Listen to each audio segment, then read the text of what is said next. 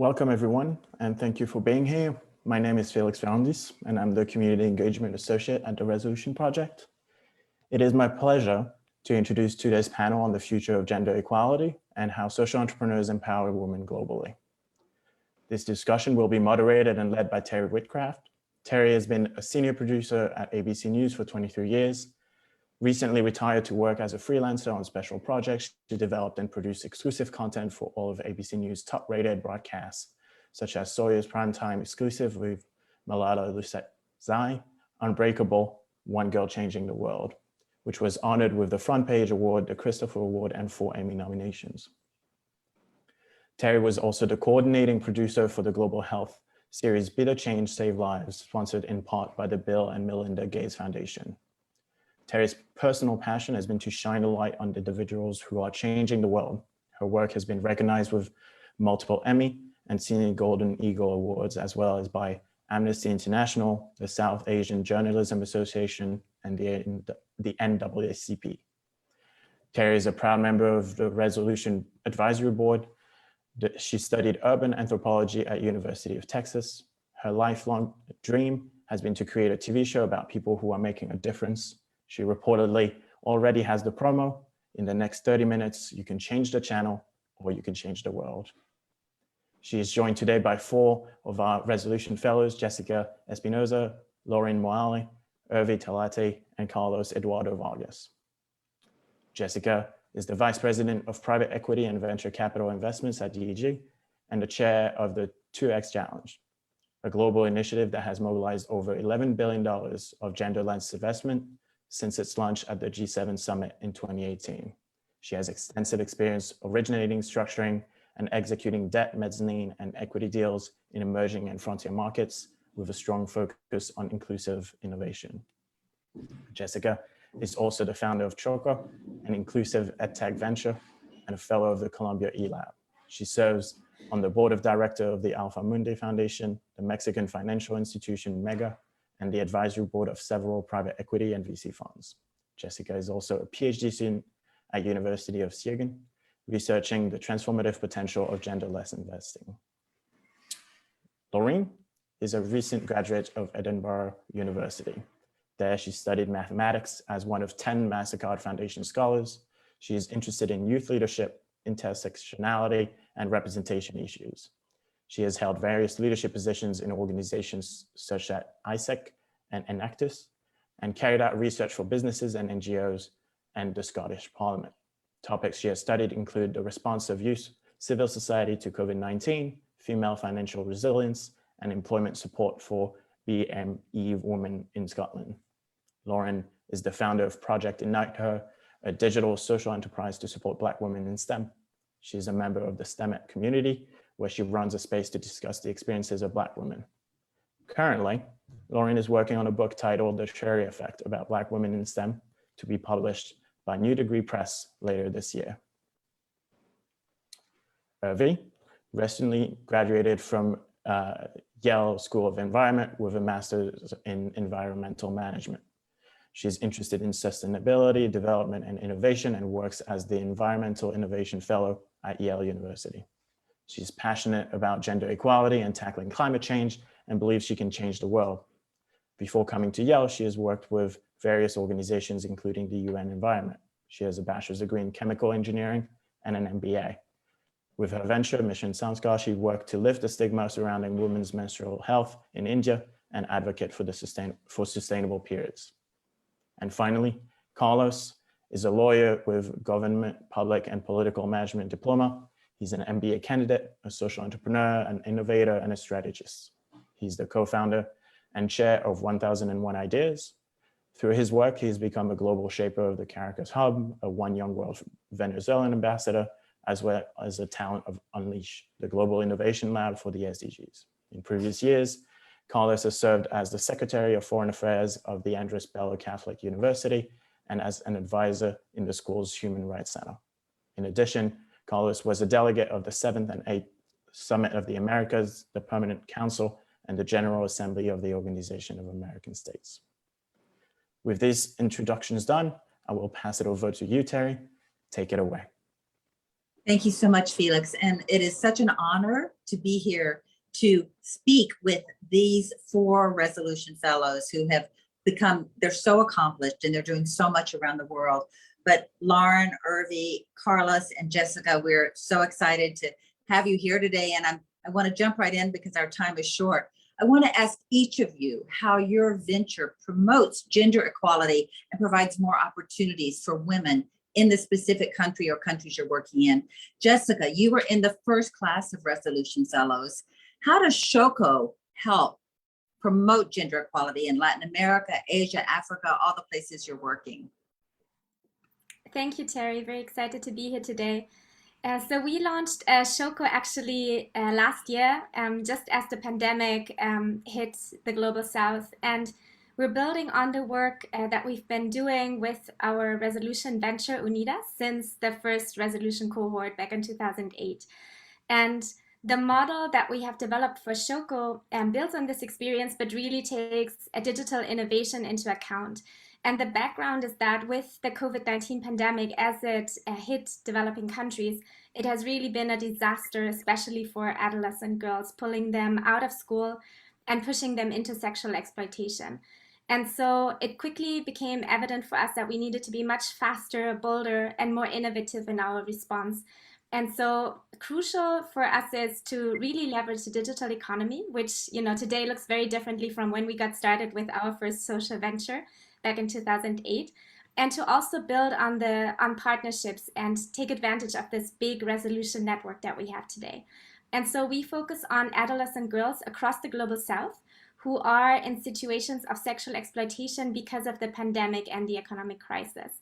And we have developed an innovative model empowering them to escape the situation of gender-based violence and to leapfrog to digital jobs of the future. We do this by partnering with grassroots organizations on the one hand, and we can talk a bit more about that and the work that Carlos is doing on the ground. And on the other hand, also with the world's most innovative companies. And so we're developing a digital education model that creates these new pathways from basic education to skilled jobs in the digital economy of the future. Wow. Okay, Lauren, tell me about Project Ignite and how you're helping Black women in terms of STEM and training. Well, I think Project Ignite was very much born of my own experiences and frustrations because I was a Black woman in math and no one looked like me. And until I watched Hidden Figures at 18, I didn't understand that it was a valid, feasible thing that I could study, a career path I could follow. So building from that personal experience, speaking to some friends, I realized many other young Black girls across the diaspora, specifically in Africa, don't understand how wide the options are. So closing the gender STEM gap for Black women will require so many different types of interventions at so many different levels. But as a young organization, Project Ignite is focusing on widening aspirations and really demystifying STEM in ways that is accessible and in ways that you can communicate to parents and other, gatekeepers, so to speak, so that as a young girl, as a young woman in Zambia, you can then communicate to your teachers, to your parents, to your friends, and really to yourself, the validity of your dream to become an astrochemist, to become a hematologist, to become whatever it might be. And, our focus is STEM because there's just a really frightening lack of representation for Black women in STEM, but also Project Ignite is about all kinds of aspirations. So we're here to support you in your holistic development. And that means you want to become a journalist or a chef. We are supporting you in those other ways, but the specific focus is really demystifying STEM so that we get more young Black and African girls into it. Fabulous. Okay, Urvi, tell us about Mission Sanscar in Mumbai and what you're doing to help promote gender equality. Yeah, thank you, Teri. So Mission Sanscar is a social venture that Sumati Joshi and I co-founded that works to destigmatize menstruation in India. And even today, periods are considered a taboo topic in India, and one may not realize, but removing the taboos surrounding menstruation is really a key to achieving gender equality. And because periods are so stigmatized, it leads to adolescent girls dropping out of school at puberty, which means they have less access to opportunities and income compared to their non-menstruating counterparts. And so by addressing the stigma through awareness programs, enabling access to menstrual hygiene products for those that can't afford them, and sort of bringing all genders into the conversation that menstruation is really a natural process and not something to be stigmatized. Mission Sanskar hopes to really bridge that gender gap and make sure that periods are not the reason that young women and girls are held back from achieving everything that they can achieve. And I know you're interested in climate change as well, so we'll have to try to circle back to that. And Carlos, tell us about Fempower, helping women in Venezuela, and what you're doing to it, not just Venezuela, but also Colombia, and what you're doing to advance those efforts. Thank you, Teri, and thank you for the resolution project. For me, first of all, let me say I'm very humble and honored to be here with you guys. And well, Fempower, or Fempoder in Spanish, is basically a venture that was born in 2018 with the idea of creating a model for young women, especially young mothers and head of their households in vulnerable communities. At the beginning, it was in the north occidental western region of Venezuela called El Tocuyo, and then we ended up implementing in Caracas, in Petare, in the biggest slum here in Venezuela, and one of them in the region.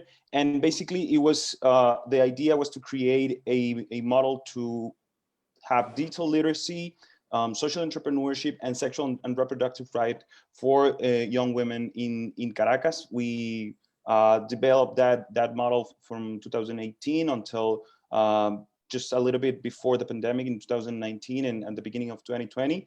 And since last year, we started working with other organizations in the ground that are also promoting sexual and reproductive rights in our country, and that are promoting also digital literacy or even digital advancement in young women. And we ended up, and we're going to talk a little bit more about that I think in the next questions, with organizations such as XOCO and others.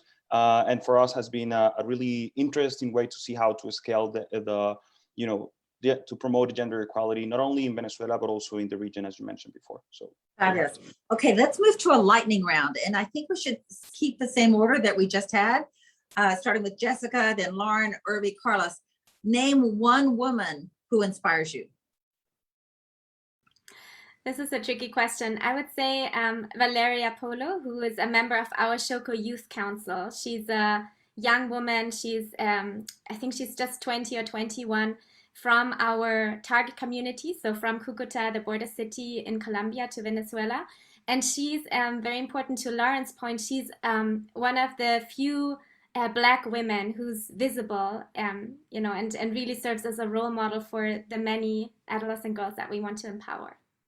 Okay, great. Let's move on. Lauren. I have a really long list of women who inspire me. Right now, I would say Ursula Burns, who was the CEO of Xerox. So she was the CEO of a Fortune 500 company as a Black woman. And at the STEM element, she has 2 engineering degrees. And Kate Shortland, who directed the Black Widow movie that came out a couple of weeks ago. She's the first woman to direct a Marvel movie by herself. So that's great. Okay, Urvi. Yeah, for me, I think it has to be Savitribai Phule. So she was a revolutionary that really pioneered girls' education in India and sort of fought gender norms by setting up the first girls' school in India by Indians in 1848. And I think it was her struggles and challenges were probably part of the reason that I am educated today. Fabulous. Carlos. Well, for me, the history of Malala Yousafzai has always inspired me. Like at the beginning, when I heard about it and the promotion of education in a country such as Venezuela that has been also very struggle for social issues, and her bravery has always inspired me since the beginning. So that would be me. Okay, now another question for everyone, and you jump in if you have something to add. What role do you think young people can play in addressing the gender gap and gender inequality? Just jump in. I know. Go ahead. I can jump in. So I think young people are really central to addressing the gender gap. And I think it's their drive, their passion, and I think for me, most importantly, their courage.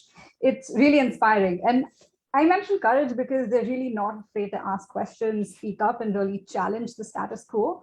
And, sparking an initial conversation can really lead to a revolution, which is something that we've seen with the climate protests and so many different youth-led movements. And so I think it's something that just makes people in power sit up and notice.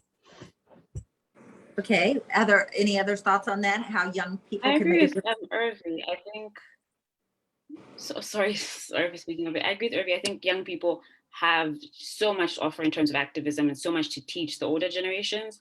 I really think young people should be, we do this without permission already, but allowed to educate, the current gatekeepers, the current people with power, because we've all been socialized, but young people are really sitting down to scrutinize the hows and the whys and what needs to change.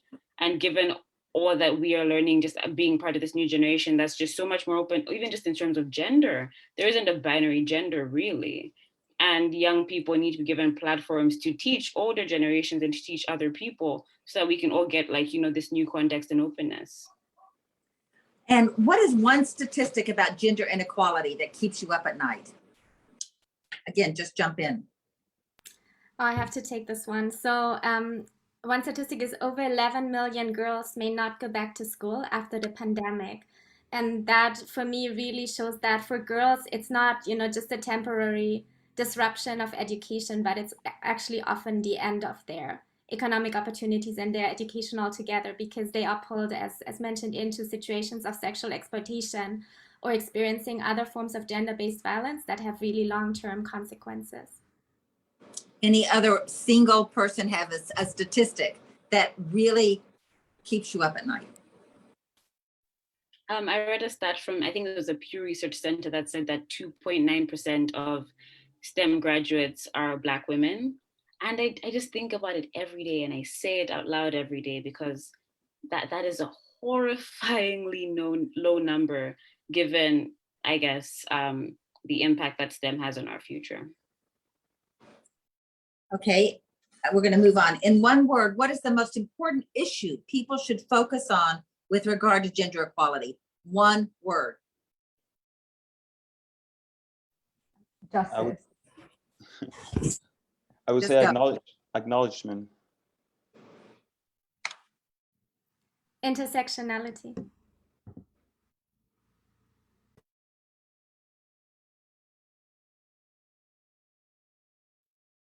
Anyone else? One word?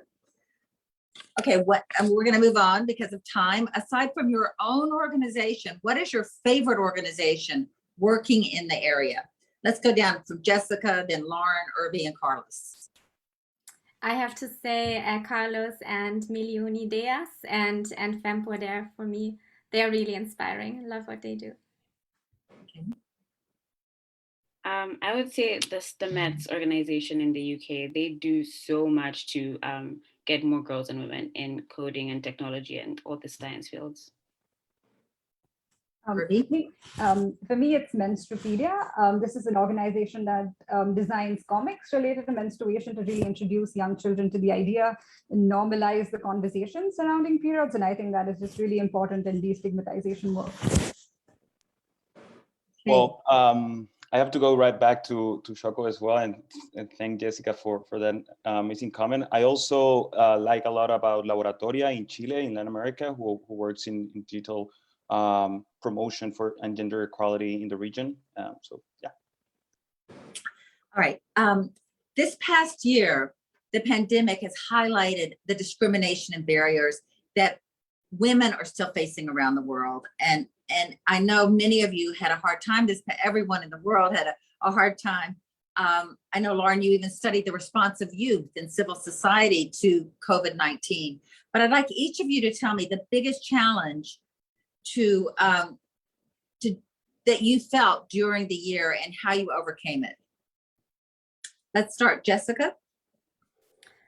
Yeah, it's a tough question. So for us, the biggest barrier has been actually fundraising. And, because there's obviously a lot of resources that are now reprioritized. But I also see a lot of misallocation of resources, which is sometimes very frustrating, you know, if you know how much impact you could generate with just a few dollars. And so how have we overcome it? What's been very interesting on the positive side is how generous people have been with their time, you know, in-kind contributions, partnerships, all of that has been amazing. So we've tried to move away as much as possible from cash and accepting in-kind contributions. And then for the cash pots that we do need, and that's especially for stipends for the girls so they can actually afford to focus on education, we're launching, or we're organizing a summit. And, you know, that's something people value and have a willingness to pay anyway. And in return, the ticket sales go to the girls. That has been our creative fundraising strategy. Were there ever times that you felt like giving up? Yes, actually, well, not really giving up, but, you know, there have been frustrating times. And for me, the most frustrating ones have been during these fundraising calls when, you know, some very smart impact investors ask me, well, can't you just focus on girls who are, you know, better off and who can pay for your services? And I was like, are you kidding me? I'm trying to, you know, address a major human rights violation of girls, and we're talking about children. And so for me, it has just been more like an incentive to pivot. And one thing that I'm currently, you know, exploring is, could we have a hybrid model where we have a for-profit company and just leverage these synergies to keep the lights on for our NGO. Wow. Any other lessons that people want to share from the pandemic, and the hardest challenge, and how you kept going? I can go talk a little bit about isolation between like in the pandemic, and adapting our models to implement in our specific countries was a big challenge at the beginning, still is actually. But I think that like talking about silver lining and the opportunities, like so many partnerships, not only within the ground, but also around the world. And well, of course, as Jessica was saying, XOCO and 1001 Ideas is an example of that, but in different fields. Like I think the pandemic, of course, at the beginning, like was like, how can we still be implemented with cut-off resources and with you know, social distancing? But then, you know, actual technology helped us connect with different organizations and people from around the world, and now our projects can be enhanced because of it. So I think that's an amazing lesson from the last year and a half that we have left. Lauren, was there any lesson that you learned over the past year that will be useful to your venture moving forward? I think a lesson I learned as a founder, it was, this might have been all the time that COVID created, but I entered this intense period of just analysis paralysis and trying to future-proof every idea, because this whole wrench had shown up, and I was like, right, let's never be surprised again. And I mean, the learning from that really is, planning is a positive, healthy thing, but you need to, at least for myself, I need to give myself 2 weeks or a month to plan, and then it needs to become implementable and iterative. So if it's imperfect and it doesn't work, because, you know, internet is very expensive across the African continent, that's a problem if you're trying to be digital first. But maybe spend a lot less time worrying about those things, be cognizant and try to build, I guess, robustness into the model. But at the same time, do what you can and keep making it better. Urvi, I have a question for you. For people watching who want to start their own venture, how do you get started when the issue is so big, when the issue like gender equality is as vast as SDG 5, gender equality, right?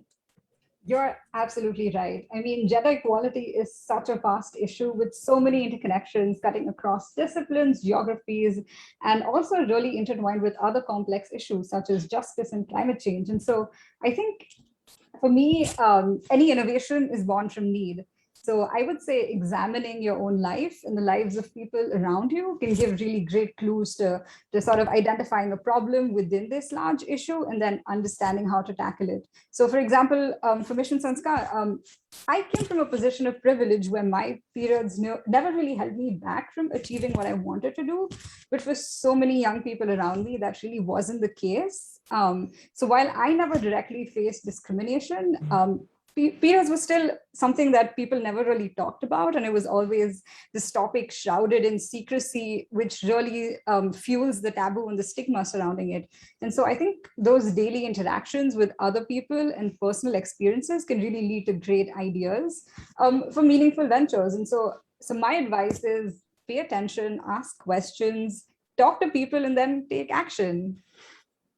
It's a big issue, though. It's a little daunting, right? There's a lot going on. What was the best advice that you got when you got started? Jessica, why don't you take this one? What advice would you give to those watching who want to start their own venture, and your best advice, and what advice you would give others? I think the best advice that I got was to really focus on your target group. You know, who do you want to empower with your solution? Who's your target group? And then actively involve them in the co-creation of your solution. That's something that I've learned from other resolution fellows. And we've, you know, it's been really transformative, the impact we have seen by bringing in the girls we want to empower at XOCO and actually giving them ownership of the design of the solution. So for example, we engage them in design sprints to co-develop the solutions and our programs. And that in itself has a very empowering effect. So, you know, don't do it top down, like really involve them in the design. I know the Resolution Project encourages fellows and other local social entrepreneurs to collaborate and innovate. And you and Carlos have done a lot of this. And Urvi, also, I know you have something to say about this. Who wants to talk about partnerships that you formed to advance your efforts and how that has worked? I think I can begin with the short story about how Jessica and I met because of the pandemic. For us, as I told Felix and the resolution team before, it was real difficult after we finished like the pilot project of Empower in Caracas. Like, how could we continue? And even so with the pandemic.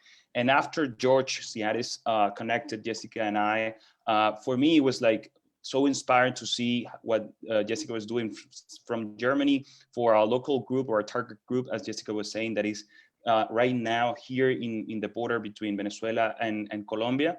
And that was like the engine that we needed, the push that we needed to continue do our work. And we started creating like this small network, not only in Caracas, but also in Cucuta and in the region to promote gender equality and digital abilities and skills for young women, especially young girls, as Jessica mentioned.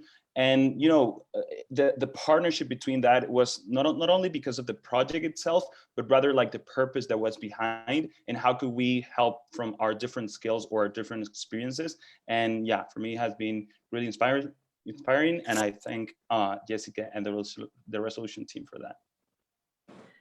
Urvi, what about your experience with partnerships and building support for your venture?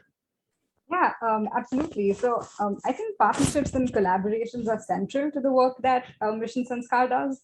With a problem like tackling period stigma, I think they're really an effective way to build on the amazing work other organizations have been doing and then creating something that is more than the sum of its parts. So for example, we've established several partnerships. There is a great organization in India called Maina Mahila who manufacture low-cost pads and really base their solutions on a community in an urban pocket in India. And so it's been great to be able to sort of elevate their products and provide them to those who can't afford menstrual hygiene products. And so that's been a really effective collaboration. There's also been, there's a great community center in the city of Aurangabad that works to not only work with young girls and women, but really a lot of different social issues in urban India. And so we've used them as a base to deliver programming and work with young girls to sort of deliver multi-part awareness workshops and also just engage them in fun activities. And so that's been a great example of us sort of building on the success that other organizations have achieved and also ensure that we're not really reinventing the wheel and making the most of the strengths of these other organizations. And I think apart from these, we've also partnered with artists, schools, restaurants to really spread the word about sustainable menstruation. Teri, you mentioned climate change a bit ago, and really I think educating young girls and women is a really effective means of tackling the super wicked problem of climate change. And so sort of spreading the word about how your menstruation can be more sustainable is also something that we focus on. And so these partnerships have really created a ripple effect, allowing us to amplify our impact, which has just been really meaningful. Wow. So, I mean, it's even climate change is related to what your project is in India. It's interesting how the partnerships and the energy comes together to help build and empower your group, right? Yeah, absolutely. I mean, we focus not only on those young girls who don't have access to information and products, but also on the sort of urban women who have access to products, but need awareness about sustainable menstruation. So it's sort of like a dual focus. And it's been really interesting working with the synergies between those two groups. So the Resolution Project places a lot of emphasis on mentorship and pairing fellows with volunteers called guides. What is one, first of all, have any of you had a real experience that has changed your direction, your focus because of the mentor? Have the mentors helped you? And secondly, who is one leader or trailblazer in your field that you would like to be connected with? Anyone? Who's had a mentor? Go ahead. So I've had a lot of positive mentor relationships, and what I had to learn is that a mentorship doesn't have to be me and a person speak once a week for X number of months. It can be I plan a coffee chat with someone, we have that hour, and I show up with my agenda and questions and create actionable steps. And the greatest value I've gotten from a mentor is have someone, see me as a young person and go, you have all these ideas and you should start on them now. Because I always thought all of my great ideas would be useful when I was like an adult with I don't know. I was waiting for some point when I had accumulated credibility and legitimacy, maybe by maturity, maybe by the jobs I had held.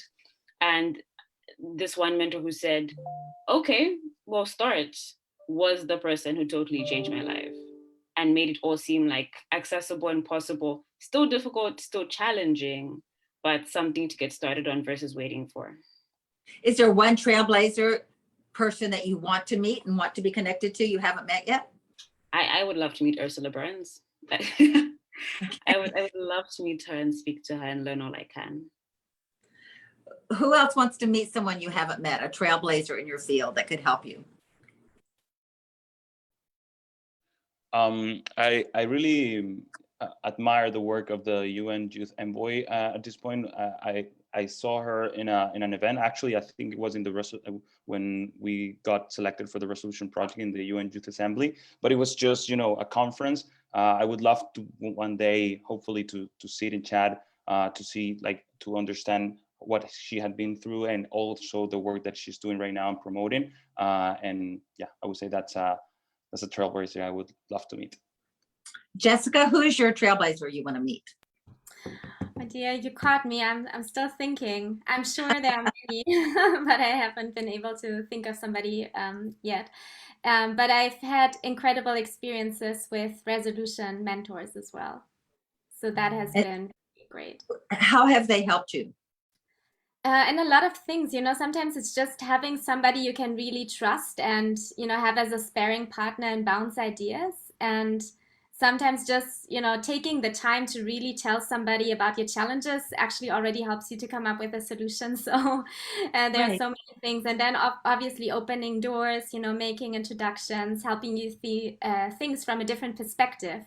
Because when you're so into your project, you sometimes find it difficult to step back and actually, look at it with fresh eyes.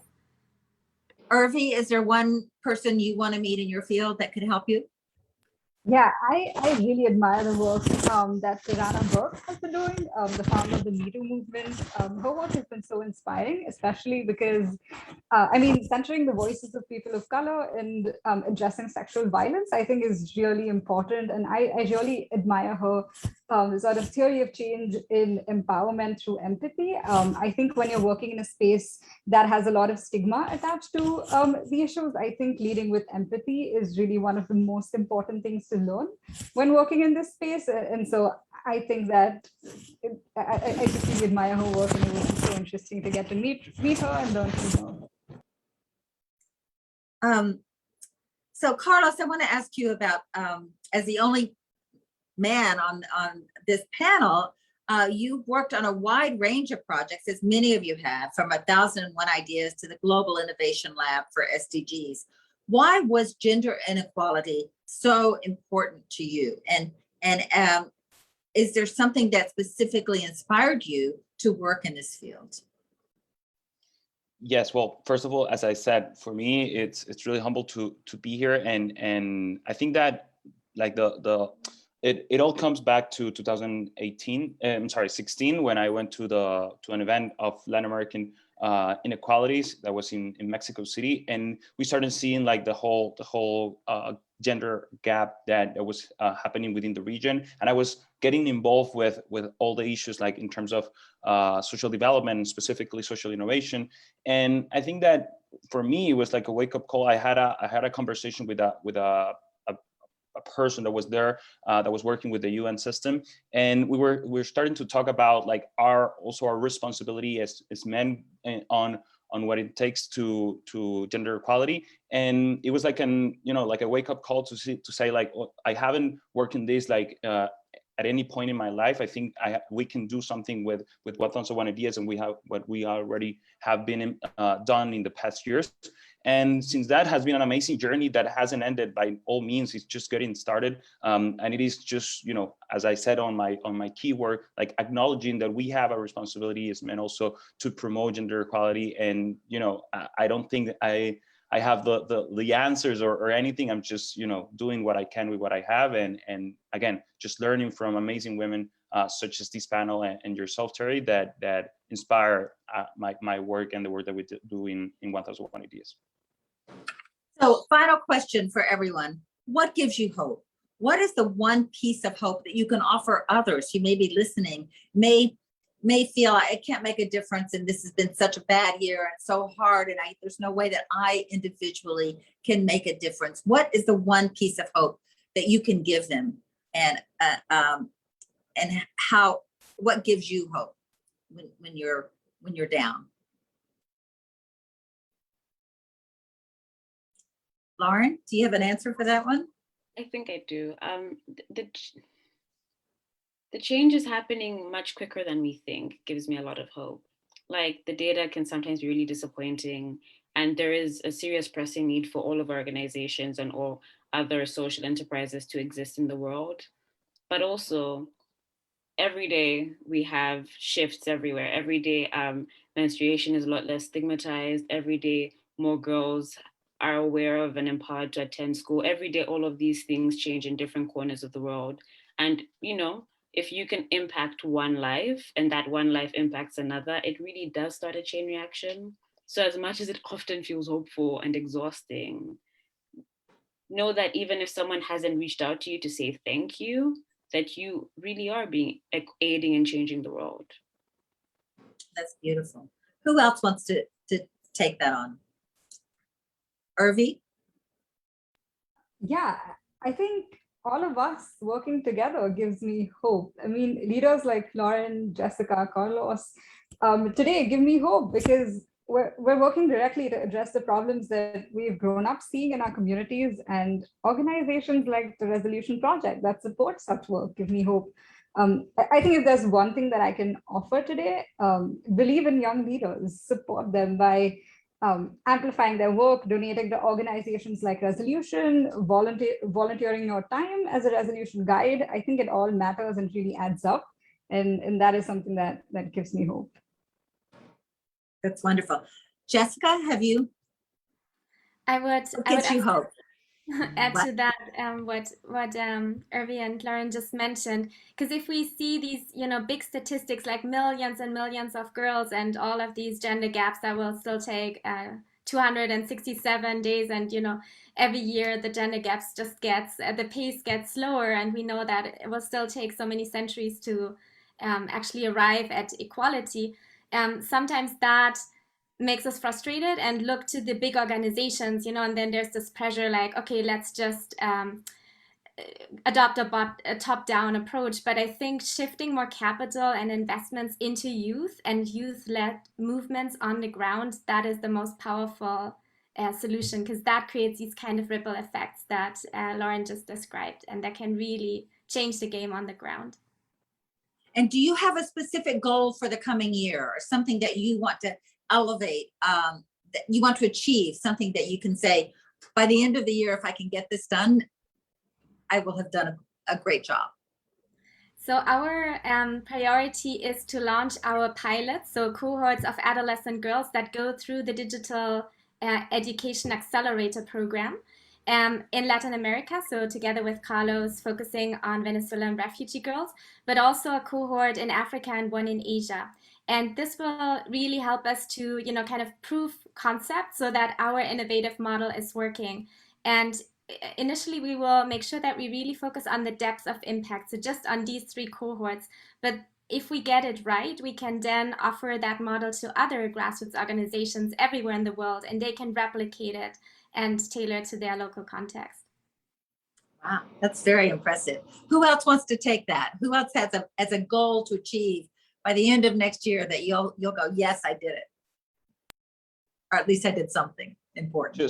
Just to connect with what Jessica was saying on our specific line of work, I would love, and as we, Jessica and I and our teams have discussed, to have that experience, especially what is going on right now in the border between Colombia and Venezuela in Cucuta, to be documented and to be highlighted in, like a story for people to know and to understand what they are actually living in, and to empathize, as we were saying before, with what those stories are all about. And also not only in terms of documentary as an AV piece, but also in terms of for entities like the UN system and the Inter-American system to have that information as well from people underground that are working and seeing innovation as a way to foster new opportunities for young women and young girls. And for me, I mean, if by the end of this year or next year we have those accomplishments, it would be a dream come true for Fempower. So this is a documentary that we can expect to see. Are you actually producing a documentary, and where will it be released? That's the dream. That's the dream. Hopefully it would come true this year or next year. That's a wonderful dream. I hope it happens. Who else wants to tell us what their dream is for the coming year? I'm planning to have asynchronous materials. I think, there was a part of this panel that talks about partnerships, and there are so many on-the-ground organizations all across the world that could,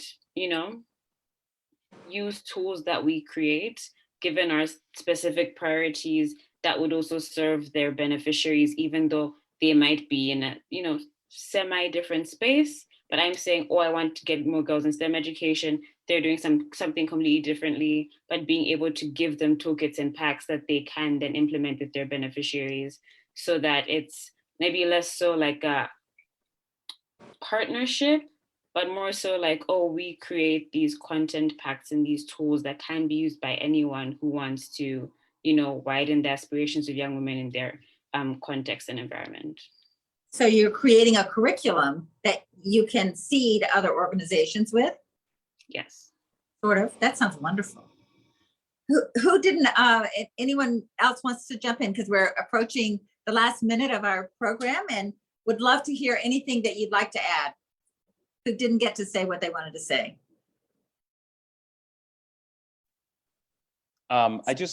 If I can have a quick comment, with what you were asking before, Teri, about like what gives us hope. And I think that for me, it could be something ironic about, people always say like live in the present, but it sometimes, for me at least, it's good to see like a little bit on the past, to see how much that we have evolved over the past, specifically the year and a half, but also like for the past 15 years, for example, with when it started with the SDGs, and how much we have advanced as a society, and specifically with gender equality. And also like looking into the future, like it's a blank canvas for people to create and to or us at least as young leaders to think outside the box and to start creating projects such as these amazing projects that has been highlighted today. So, you know, sometimes it's good to see to the past and to the future and see that, you know, we are creating our own reality right now and everything is possible, even as cheesy as it could sound. So then again, you know, very hopeful for the future and for what. It's very exciting and so wonderful to hear everything you're doing. It gives me hope just to hear that you are working so hard and making such a difference in many, many lives around the world. And bravo to you and to Resolution for helping identify you and mentoring you and bringing you along. So thank you so much. I think we're just about out of time. Felix, are you? Thank you so much, Teri. Really appreciated this conversation. Thank you to you, and thank you to our Resolution Fellows for really it's this like wonderful and inspiring discussion on your work and your projects around the world. We truly appreciate you taking the time to join us today. The Resolution Summer Panel Series will continue in August. Thank you everybody for tuning in and have a great rest of your day. Thank you.